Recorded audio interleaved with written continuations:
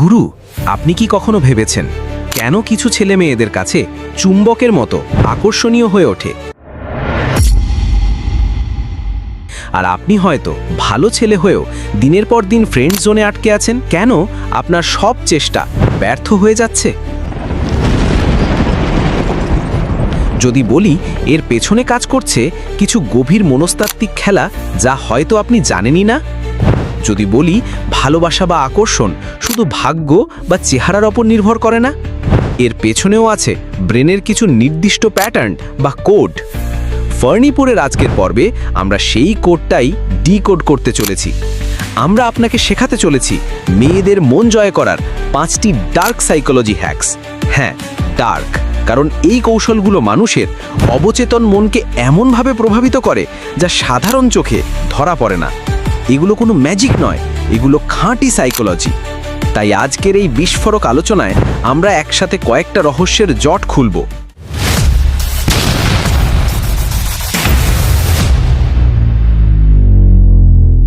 প্রথমে আমরা সেই ভালো ছেলে সিনড্রোমের পোস্টমর্টেম করব, বোঝার চেষ্টা করব কেন বেশি ভালো হওয়াটা অনেক সময় আকর্ষণ কমানোর কারণ হয়ে দাঁড়ায়। তারপর আমরা শিখব সেই আর্ট কিভাবে নিজেকে একটা রহস্যময় বাক্স বানিয়ে কাউকে আপনার কথা দিনরাত ভাবতে বাধ্য করা যায়। সাথে আমরা আরও কিছু ভয়ঙ্কর সাইকোলজিক্যাল হ্যাকস ঘাটব, যা হয়তো আপনার ডেটিং লাইফের পুরো খেলাটাই বদলে দিতে পারে। আর একদম শেষে সবচেয়ে জরুরি কথাটা বলবো, সেই গোল্ডেন রুল, যা নিশ্চিত করবে যে আপনি এই শক্তিটাকে কোনো মেয়ের মন ভাঙার জন্য নয়, বরং তার মন জয় করে একটা সুন্দর সম্পর্ক গড়ার জন্য ব্যবহার করছেন। যদি আপনি আপনার ডেটিং লাইফকে নেক্সট লেভেলে নিয়ে যেতে চান এবং আকর্ষণের পেছনের আসল বিজ্ঞানটা জানতে চান, তাহলে আজকের পর্বটা আপনার জন্য মাস্ট ওয়াচ।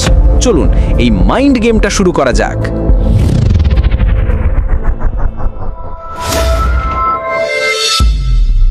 আরে ইয়ার লোক, ফার্নিপুরের থেকে আপনাদের আবার স্বাগত। আজ আমরা যে বিষয় নিয়ে কথা বলতে চলেছি তা নিয়ে ছেলেদের মনে হাজারো প্রশ্ন, হাজারো কনফিউশন। আমরা কথা বলছি কিভাবে একজন মেয়ের মনে জায়গা করে নেওয়া যায়, কিভাবে তার চোখে আকর্ষণীয় হয়ে ওঠা যায়। আমরা সবাই টিভিতে, সিনেমায় দেখেছি হিরো গিটার বাজাচ্ছে আর হিরোইন পটে যাচ্ছে, বা হিরো দামি গাড়ি থেকে নামছে আর ভালোবাসা হয়ে যাচ্ছে। কিন্তু বাস্তব জীবন তো আর কুচকুচ হোতা হ্যাঁ নয়, তাই না? এখানে শুধু চেহারা বা টাকা দিয়ে সবসময় কাজ হয় না। খেলাটা তার চেয়ে অনেক বেশি গভীর। খেলাটা হলো সাইকোলজির। এখন প্রশ্ন হলো, কেন আপনার এই ভিডিওটা কান খাড়া করে মনোযোগ দিয়ে দেখা উচিত? কারণ আজ আমরা কোনো সাধারণ 10টি ডেটিং টিপস মার্কা ফালতু জ্ঞান দিতে আসিনি। আমরা কথা বলবো সেই সব গোপন সাইকোলজিক্যাল হ্যাকস নিয়ে, যা আকর্ষণের খেলার আসল নিয়মগুলো নিয়ন্ত্রণ করে। এই জ্ঞানটা হলো একটা সুপার পাওয়ার। এটা আপনাকে শেখাবে কেন কিছু মানুষ চুম্বকের মতো আকর্ষণীয় হয় আর অন্যরা কেন বারবার চেষ্টা করেও ব্যর্থ হয়। আপনি যদি বারবার ফ্রেন্ড জোন হতে হতে ক্লান্ত হয়ে গিয়ে থাকেন, বা যদি আপনি চান যে আপনার পছন্দের মানুষটি শুধু আপনাকে নোটিসই না করুক, বরং আপনার কথা ভাবতে বাধ্য হোক, তাহলে আজকের আলোচনাটা আপনার জন্য। আজ আমরা সেই সব গোপন সুইচগুলো নিয়েই কথা বলবো, যেগুলো টিপলে মানুষের মনে আপনার জন্য একটা বিশেষ জায়গা তৈরি হতে শুরু করে। তবে মনে রাখবেন, সুপার পাওয়ারের সাথে আসে বড় দায়িত্ব। এই শক্তিটা আপনি কিভাবে ব্যবহার করবেন, সেই সিদ্ধান্তটা সম্পূর্ণ আপনার। তো চলুন, কফি বা চায়ের কাপটা হাতে নিয়ে সিট বেল্ট বেঁধে বসুন, কারণ আমরা এখন আকর্ষণের এমন এক রোলার কোস্টার রাইডে চড়তে চলেছি, যা হয়তো আপনার ভালোবাসার ধারণাকেই চিরদিনের মতো বদলে দেবে। আপনি হয়তো ভাবেন একটা মেয়ের সাথে সবসময় ভালো ব্যবহার করলেই, তাকে সবসময় আমার সোনা, আমার বাবু বলে ডাকলেই সে আপনার প্রেমে পড়ে যাবে। ভুল, চরম ভুল। এটা আপনাকে ভালো দাদা বা বেস্ট ফ্রেন্ড বানাবে, প্রেমিক নয়। ভালো ছেলেরা কেন পাত্তা পায় না, তার সবচেয়ে বড় কারণ এটাই, তারা বোরিং। সাইকোলজিটা কি? মানুষের ব্রেন, বিশেষ করে আকর্ষণের ক্ষেত্রে, স্থিতিশীলতা বা শান্তি নয়, বরং উত্তেজনা বা ড্রামা খোঁজে। আমাদের ব্রেন হলো একটা নেটফ্লিক্স সাবস্ক্রাইবারের মতো। সে সারাক্ষণ নতুন উত্তেজনাপূর্ণ কন্টেন্ট খোঁজে। যদি আপনার সম্পর্কের সিরিয়ালটা শুধু একটাই সরল রেখায় চলে, শুধু কমেডি আর রোম্যান্স, কোনো ড্রামা নেই, তাহলে সে বোর হয়ে অন্য চ্যানেল, মানে অন্য ছেলে দেখতে চলে যাবে। কিন্তু যখন সম্পর্কে আবেগের ওঠানামা থাকে, কখনো একটু আনন্দ মানে কমেডি, কখনো একটু টেনশন মানে থ্রিলার, কখনো একটু দূরত্ব মানে সাসপেন্স, কখনো একটু ঈর্ষা মানে অ্যাকশন, তখন সেটা মানি হাইস্টের মতো নেশারু এবং আকর্ষণীয় হয়ে ওঠে। একে বলে ইমোশনাল রোলার কোস্টার। এই আবেগের ঝাঁকুনি তার ব্রেনে এমন কেমিক্যাল নিঃসরণ করে যা সে ভালোবাসা বলে ভুল করতে শুরু করে। কিভাবে করবেন? Action plan. আনপ্রেডিক্টেবল হন। Be a Sudhakar, not a samosa. সিঙ্গারা যেমন প্রেডিক্টেবল, ভেতরে আলুর পুরি থাকবে, তেমন হবেন না। সবসময় সহজলভ্য হবেন না। মাঝে মাঝে একটু ব্যস্ত থাকুন, নিজের কাজে বা বন্ধুদের সাথে আড্ডায় হারিয়ে যান। তার মেসেজের রিপ্লাই দিতে সবসময় 1 সেকেন্ডও দেরি করবেন না এমন নয়। মাঝে মাঝে এমন ভাব দেখান যেন আপনি মঙ্গল গ্রহে নেটওয়ার্ক খুঁজছেন। এই অনিশ্চয়তায় তাকে ভাবাবে, লোকটা গেল কোথায়, সে কি আর আমাকে নিয়ে ভাবে না? বাস, খেলা শুরু। খুনসুটি ও চ্যালেঞ্জ। Tease, don't please. সবসময় শুধু তোমাকে দারুণ লাগছে বা তুমি খুব ভালো এই ধরনের বোরিং প্রশংসা করবেন না। মাঝে মাঝে হালকা খুনসুটি করুন, যেমন তোমার এই ড্রেসটা সুন্দর, কিন্তু আমার ঠাকুমারও ঠিক এই রঙের একটা শাড়ি ছিল। অবশ্য হাসি মুখে বলবেন, নইলে চপ্পল উড়ে আসতে পারে। তাকে প্লেফুলি চ্যালেঞ্জ করুন, যেমন আমি বাজি ধরে বলতে পারি তুমি এই গেমটায় আমার কাছে হেরে যাবে। মেয়েরা এমন পুরুষ পছন্দ করে যারা তাদের একটু আধিপত্য দেখায়, তাদের চ্যালেঞ্জ করে। যারা শুধু তাদের পায়েই পড়ে থাকে তাদের নয়। গরম আর ঠান্ডা মেশান, দ্য পুশ পুল টেকনিক। এটা হলো বিরিয়ানির সাথে রায়তা মেশানোর মতো। এটা আকর্ষণের সবচেয়ে শক্তিশালী কৌশলগুলোর একটি। কখনো তাকে প্রচুর মনোযোগ দিন, এমন ভাব করুন যেন সেই আপনার দুনিয়া, মানে পুশ। তাকে স্পেশাল ফিল করান। আবার পরের দিনই বা কয়েক ঘন্টা পরেই একটু দূরত্ব তৈরি করুন। নিজের কাজে ব্যস্ত হয়ে পড়ুন, একটু ঠান্ডা ব্যবহার করুন, মানে পুল। এই কাভি হাঁ কাভি না খেলাটা তার ব্রেনকে পুরোপুরি ঘেঁটে দেবে। সে বুঝতে পারবে না আপনি আসলে কি চান, আর এই কনফিউশনটাই তাকে সারাক্ষণ আপনার কথা ভাবতে বাধ্য করবে। সে ভাববে, কি হলো হঠাৎ, আমি কি কিছু ভুল করলাম? সাবধান বাণী, কারণ আমরা দায়িত্বজ্ঞানহীন নই। এই কৌশলটা মারাত্মক শক্তিশালী। এর অপব্যবহার করলে এটা মানসিক অত্যাচারের পর্যায়ে চলে যেতে পারে। আজ কথা বললাম, কাল 1 সপ্তাহের জন্য গায়েব হয়ে গেলাম। এই ধরনের টক্সিক খেলা খেলবেন না। উদ্দেশ্য হবে সম্পর্কটাকে মজাদার এবং অপ্রত্যাশিত রাখা। কাউকে কষ্ট দেওয়া বা তার নিরাপত্তাহীনতা নিয়ে খেলা করা নয়। ব্যালেন্সটাই আসল। মানুষ স্বভাবতই কৌতূহলী। যে জিনিসটা সে পুরোপুরি জানে না বা বোঝে না, সেটার প্রতি তার আকর্ষণ সবচেয়ে বেশি থাকে। যে সিনেমার গল্প আপনি আগে থেকেই জানেন, সেটা কি আপনি একই আগ্রহ নিয়ে দেখেন? সাইকোলজিটা কি? যখন আপনি প্রথম দেখাতেই আপনার জীবনের সব কথা, আপনার ছোটবেলার গল্প, আপনার প্রথম ব্রেকআপের ট্র্যাজেডি, আপনার পেটের সমস্যা, আপনার মাইন্ডের অঙ্ক সব উজাড় করে দেন, তখন আর জানার মতো কিছু বাকি থাকে না। আপনি হয়ে যান একটা খোলা বই যা পড়া হয়ে গেছে, বোরিং। কিন্তু যদি আপনি নিজেকে একটা রহস্যময় বাক্স বা মিস্ট্রি বক্সের মতো উপস্থাপন করেন, বা একটা সিনেমার ট্রেলারের মতো শুধু ঝলক দেখান, তাহলে সে সারাক্ষণ ভাববে, এই সিনেমার বাকি গল্পটা কি, এর ভেতরে আর কি কি লুকিয়ে আছে, ক্লাইম্যাক্সে কি হবে। এই কৌতূহলই আকর্ষণের জন্ম দেয়। কিভাবে করবেন বা অ্যাকশন প্ল্যান? কম কথা বলুন, বেশি শুনুন। Be a detective, not a radio jockey. ডেটে গিয়ে বা চ্যাট করার সময় 80% শুনুন, 20% বলুন। নিজের সম্পর্কে কম বলুন, তার সম্পর্কে বেশি জানতে চান। প্রশ্ন করুন, শুধু কি করছো বা খেয়েছো এর মতো বোরিং প্রশ্ন নয়। তার স্বপ্ন, তার ভয়, তার প্যাশন নিয়ে জানতে চান। তার কথা মন দিয়ে শুনুন। এটা আপনাকে শুধু রহস্যময়ী বানাবে না, তাকেও স্পেশাল ফিল করাবে যে আপনি তার প্রতি সত্যি আগ্রহী। সব কিছু শেয়ার করবেন না। কিপ সাম কার্ডস হিডেন। আপনার জীবনের কিছু দিক, কিছু অদ্ভুত শখ, যেমন আপনি হয়তো লুকিয়ে লুকিয়ে কবিতা লেখেন বা পোকামাকড়ের ছবি তোলেন, আপনার অতীতের কিছু গল্প বা কিছু ভাবনা নিজের মধ্যেই রাখুন। ধীরে ধীরে স্তর বে স্তর সেগুলো প্রকাশ করুন। প্রতিবার দেখা হওয়ার সময় তাকে আপনার সম্পর্কে নতুন কিছু জানতে দিন। ইঙ্গিত দিন, সরাসরি বলবেন না। Drop hints, not bombs. কোনো কথা সরাসরি না বলে একটু ঘুরিয়ে বলুন, একটু ইঙ্গিত দিন। যেমন, আমার উইকেন্ডটা দারুণ কেটেছে। সে যখন জিজ্ঞেস করবে, কেন, কি করেছো, তখন বলুন, সেটা লম্বা গল্প, পরে একদিন বলবো। বা আমার হাতে একটা ট্যাটু আছে কিন্তু সেটা কেউ দেখতে পায় না, ব্যাস তার মাথায় পোকা ঢুকে গেল। সে সারাক্ষণ ওই ট্যাটু বা ওই গল্পের কথাই ভাববে। সাবধান বাণী, রহস্যময় হওয়া মানে ধোঁকাবাজ বা মিথ্যেবাদী হওয়া নয়। নিজের সম্পর্কে মিথ্যে তথ্য দেওয়াটা প্রতারণা। যেমন আমি আসলে বিল গেটসের নাতি বা আমি রয়ের এজেন্ট, এ ধরনের গুল মারতে যাবেন না। ধরা পড়লে সম্মান বলে কিছু থাকবে না। উদ্দেশ্য হলো নিজেকে ধীরে ধীরে উন্মোচন করা, নিজেকে লুকানো নয়। এটা সম্ভবত সবচেয়ে শক্তিশালী এবং সবচেয়ে বিরোধাভাসী কৌশল। মেয়েরা সেই সব ছেলেদের প্রতি সবচেয়ে বেশি আকৃষ্ট হয় যারা তাদের জীবনের কেন্দ্রবিন্দু নয়, যারা তাদের ছাড়াও সম্পূর্ণ। সাইকোলজিটা কি? যখন একজন পুরুষ সারাক্ষণ একটা মেয়ের পেছনে ঘোরে, বাবু খেয়েছে বলে 100টা মেসেজ করে, তাকেই নিজের জীবনের সব কিছু বানিয়ে ফেলে, তখন সে নিজের মূল্য বা স্ট্যাটাস কমিয়ে ফেলে। সে হয়ে ওঠে সহজলভ্য, চিপকু এবং ডেসপারেট। এটা মেয়েদের কাছে একটা বড় টার্ন অফ, কারণ এটা বোঝায় আপনার নিজের কোনো জীবন নেই, কোনো লক্ষ্য নেই। অন্যদিকে যে পুরুষের নিজের জীবনে একটা বড় লক্ষ্য আছে, একটা প্যাশন আছে, সেটা তার কাজ, তার আর্ট, তার স্টার্ট আপ বা সিক্স প্যাক বানানো হতে পারে, এবং সেটার পেছনে ঈগলের মতো ছুটে চলেছে, তাকে অনেক বেশি আকর্ষণীয় এবং হাই ভ্যালু মনে হয়। কারণ সে তখন শুধু একজন প্রেমিক নয়, সে একজন বিজয়ী, একজন রাজা, যার নিজের একটা সাম্রাজ্য আছে।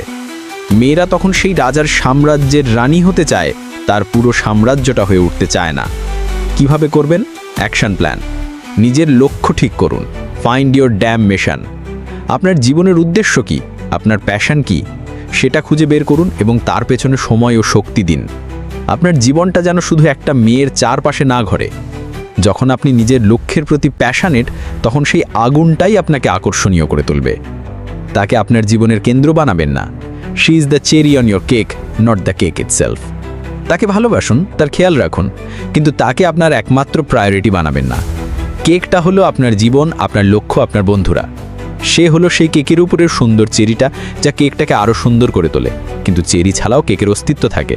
আপনার নিজের জীবন, নিজের বন্ধু, নিজের শখেও গুরুত্ব দিন। নিজের সাফল্য দেখান। Show, don't tell. আপনি আপনার কাজে বা প্যাশনে কতটা সফল বা মনোযোগী, সেটা তাকে স্বাভাবিকভাবে জানতে দিন। সরাসরি ঢাক পেটানোর দরকার নেই। জানো আমি আজ অফিসে কি করেছি, এটা বলার চেয়ে আপনার কাজ বা সাফল্যই আপনার হয়ে কথা বলুক।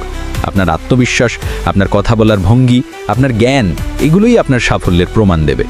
সাবধান বাণী, এর মানে এই নয় যে আপনি তাকে ইগনোর করবেন বা অবহেলা করবেন। আমি খুব বিজি বলে ফোন না ধরাটা বোকামি। ব্যালেন্সটা খুব জরুরি।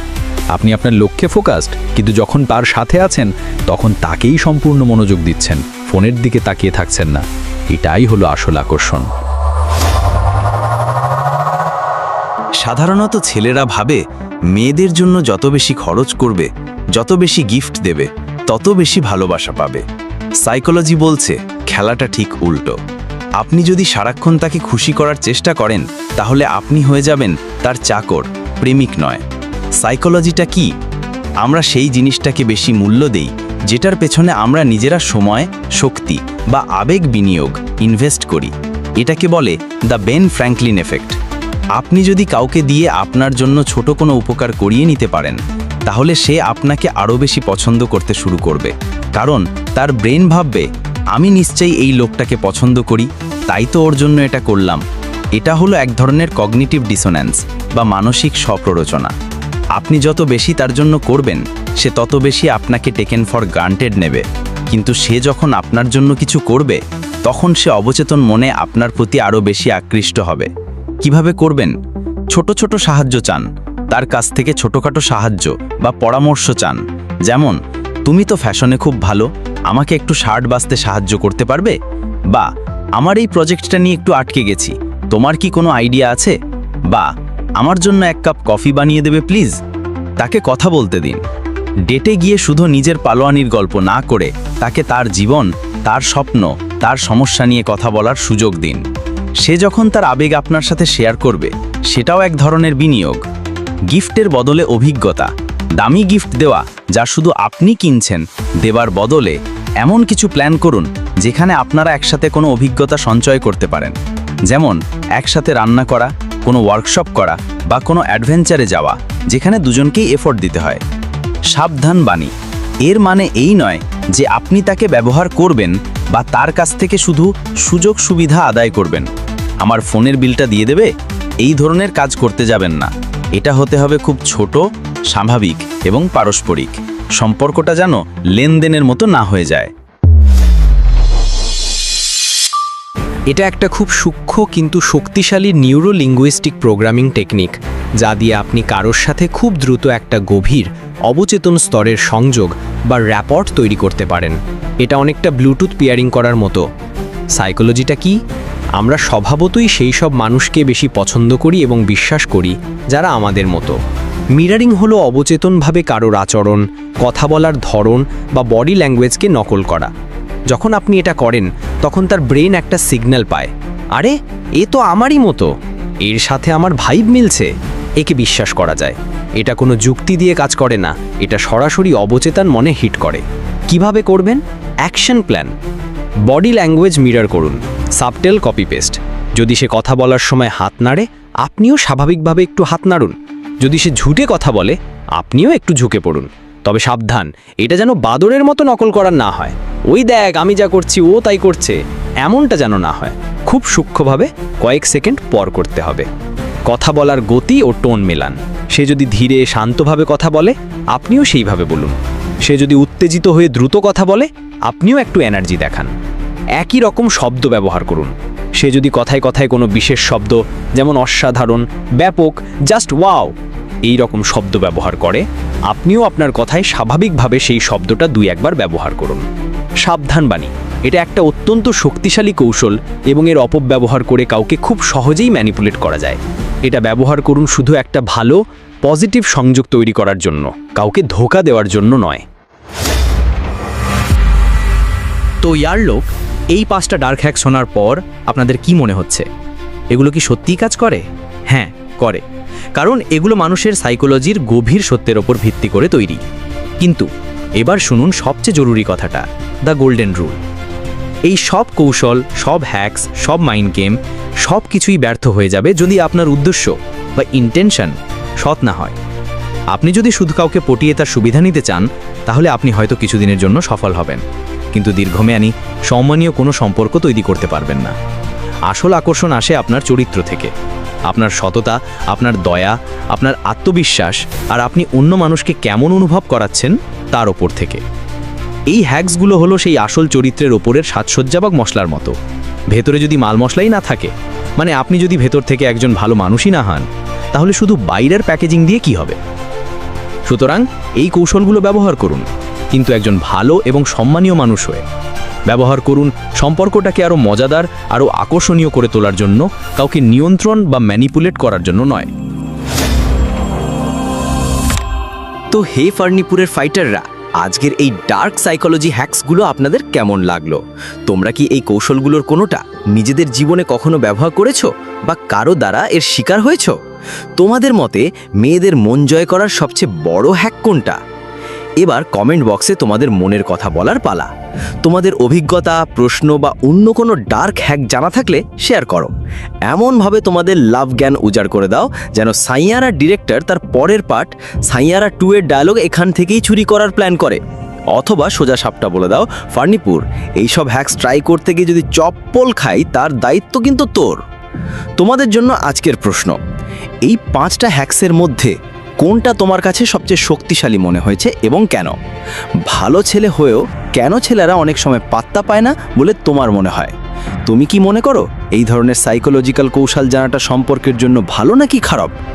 ভালোবাসা কি সত্যিই একটা গেম, নাকি এটা তার চেয়েও বেশি কিছু? যদি আমাদের এই আলোচনা আপনাদের একটু সাহায্য করে থাকে, তাহলে লাইক বাটনে চাপ দিয়ে বুঝিয়ে দাও। শেয়ার করো সেই সব বন্ধুদের সাথে যারা হয়তো লাভ লাইফের গোলকধাঁধায় আটকে আছে। আর যদি ফার্নিপুরের এরকম আরও অনেক মাইন্ড বেন্ডিং আলোচনায় থাকতে চাও, তাহলে সাবস্ক্রাইব করে আমাদের পাশে থাকতে ভুলো না। ব্যাসগুলো, আজকের মতো ভালোবাসার এই সাইকোলজিক্যাল ক্লাস এখানেই শেষ। মনে রাখবেন, সবচেয়ে বড় ডার্ক হ্যাক হলো একজন জেনুইন, আত্মবিশ্বাসী এবং ভালো মানুষ হয়ে ওঠা। বাকি সব কিছু নিজের থেকেই চলে আসবে। পরের এপিসোডে আবার নতুন কোনো টপিক নিয়ে হাজির হব। ততক্ষণ ভালোবাসুন এবং ভালোবাসা পেতে শিখুন। Tata, bye bye.